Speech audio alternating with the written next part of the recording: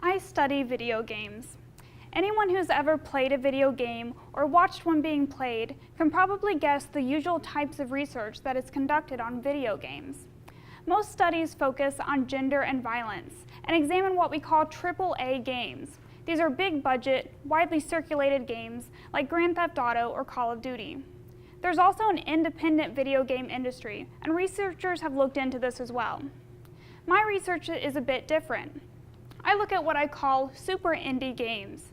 These are games made by a single person in their spare time with their own money. As you can imagine, these games focus on very personal subjects, as they are personal artistic expressions. The games in my dissertation fall into three categories based on the types of personal stories they communicate. Games with coming out narratives, games that detail the daily experiences of transgender women, and games that communicate harrowing life experiences like getting fired from a job or a loved one having cancer. What I found when examining these games is even though they deal with very different subjects, they all use failure in interesting ways. Now, failure and video games go hand in hand. Anyone who's ever played Pac-Man or Tetris understands that failing is an important part of playing a game. Researchers who look into failure in video games feel that failure makes you a more skilled player of the game. And this makes sense. If Mario falls into a hole, you're likely to jump at a different point the next time you play the level. Now, this is not how failure works in super indie games. The games in my dissertation are largely unwinnable, and they force players to fail.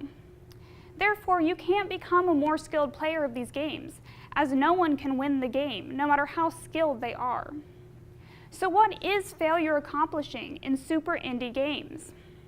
I found that failure in these games works to evoke empathy in the player. By being made to fail, players can better understand the anxiety a transgender game developer feels when she tries to leave her house, or the frustrations of a game developer whose child has cancer.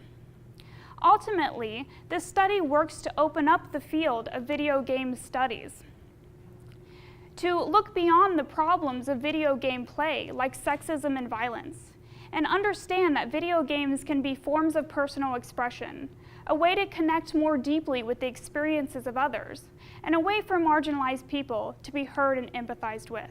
Thank you.